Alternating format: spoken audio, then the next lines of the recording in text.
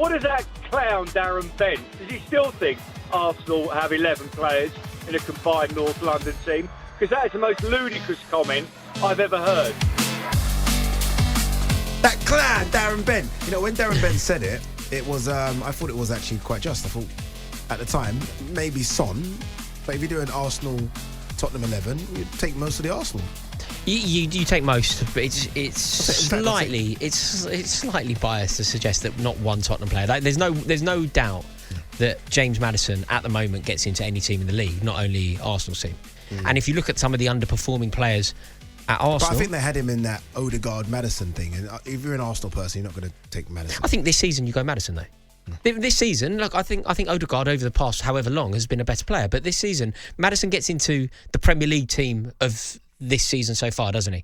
So he is biased. Nothing wrong with being biased. Darren Bent's an Arsenal fan. Yeah, he should be a bit biased. Yeah, he's going to be. Yeah. But he's used his bias there, because I think there are other suggestions as well.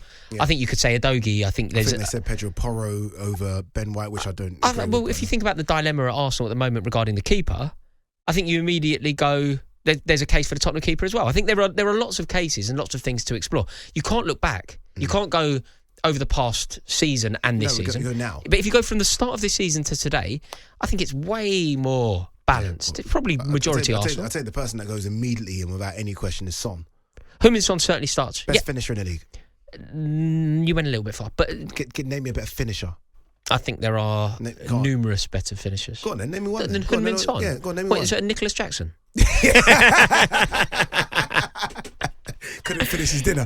No. Look, Son's such a good finisher. Son's actually taken the mantle as well, hasn't he? You know, when Harry Kane left, somebody needed to elevate. Somebody needed to become the personality of the team, and somebody needed to rise to the challenge. And he's done it. He's done it. You know that finish, the one where James Maddison skinned Saka, wasn't it? Skinned him.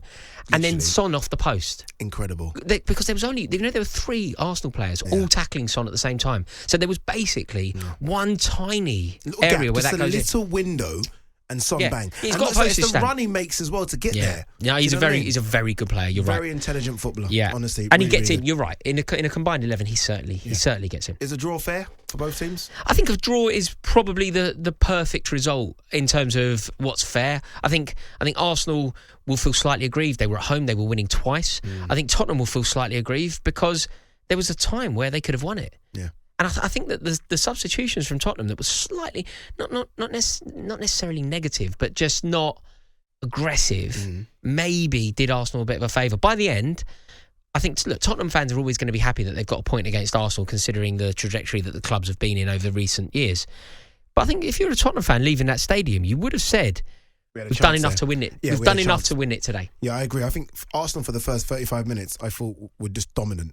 I thought Saka down that right-hand side was given, I can't remember his name, Udogie? Udogie, sorry, apologies, Udogie. So all sorts of problems. And then, I don't know, it seemed to just go a bit flat. I'm not quite sure what happened. I think they ran out of ideas. Chance. They ran out. Well, that was unforgivable. Yeah. I'm such a fan of Gabriel Jesus, and I always back him. You shut me down when I said Ivan Toney is better than him. Yeah, I know.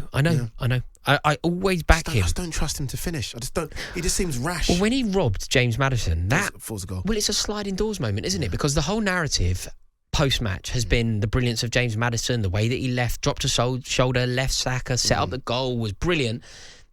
It could have all been different. It could have all been so different, because if James Maddison gives the ball away as Gabriel Jesus makes it 2-0, we're talking about James Maddison in a completely different way. Yeah. We're also talking about Arsenal's title chances in a completely different way, because I don't believe that Tottenham come back from 2 down. No. I think it probably ends in 3 or 4-0. We're even talking about the way Ange Postecoglou's making them play out from the back. We're talking about everything. Yeah. Because it was that playing out from the back which got them into trouble. Yeah, and I tweeted, what are they doing? Playing out from the back.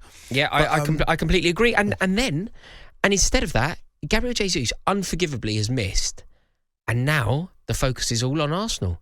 Arsenal are very profligate in front of goal. Do they need to sign a striker? Is Ivan Toney the answer? How many mistakes is Jorginho going to make? How many times will he cost his team? Is Kai Havertz a waste of time? All of these questions, they're no longer rhetorical. They need answers. Declan Rice injury, Thomas Partey injury. If you're an Arsenal fan, you're now thinking, one second, in terms of that bullish midfielder, all we've got really is El Neni, who's not played for a year.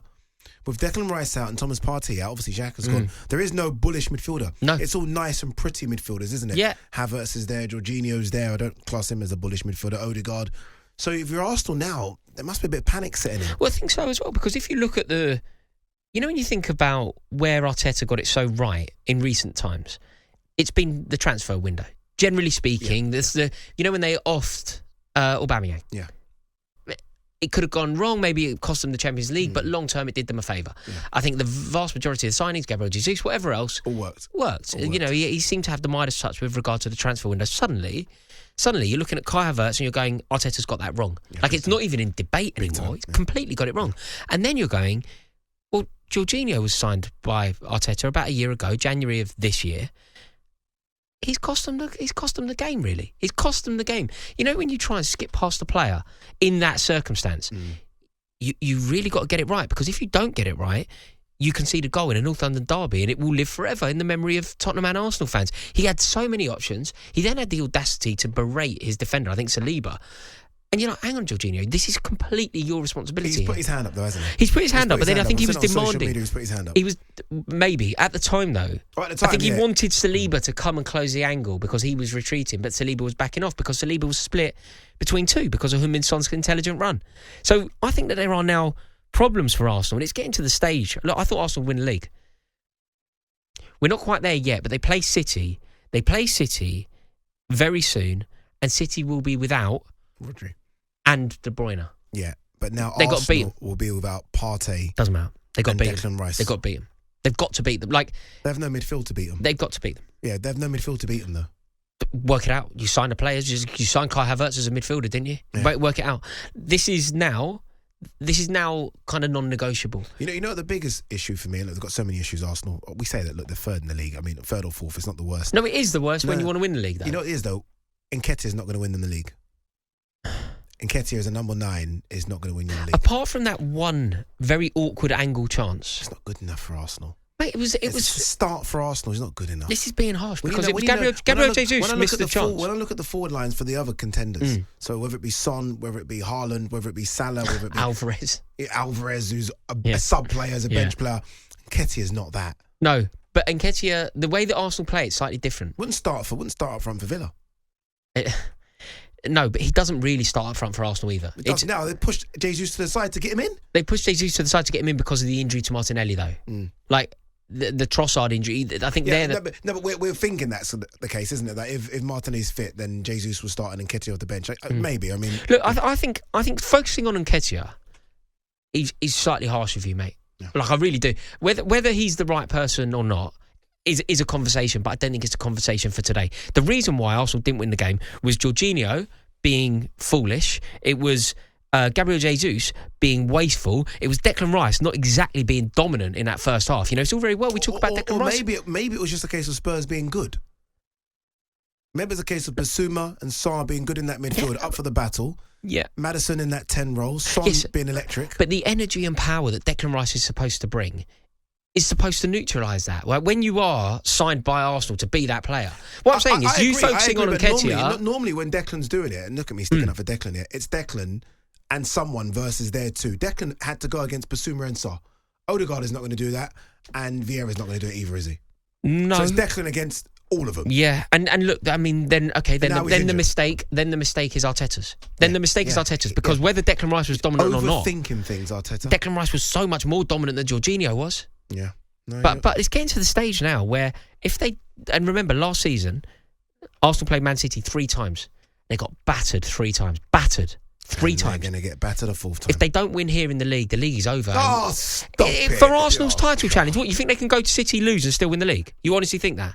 It's so early. Okay, tell me. Yes, you do think that. So you believe? So hang on, I need this on record. I need some. No, I'm not doing that. You believe that Arsenal can go to the Etihad? I don't think they'll win the league. I said I don't think they'll win it from the start. But you think they could? I think they could. You think they could go to City, get beat, and still show enough resilience, enough exuberance, enough belief, enough everything to bounce back to win the league off the back of losing that? I don't think this is an Arsenal City league thing, though, is it?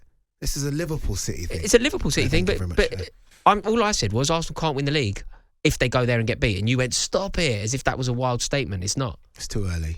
It'll be the 7th. All right, by it being this early, Chelsea could still win the league then. If it's early. If the only problem is time, Chelsea win every game between now and the end of the season, we win the league. Points. You've got 6. On AM, on DAB, via the talkSPORT app and on your smart speaker. talkSPORT.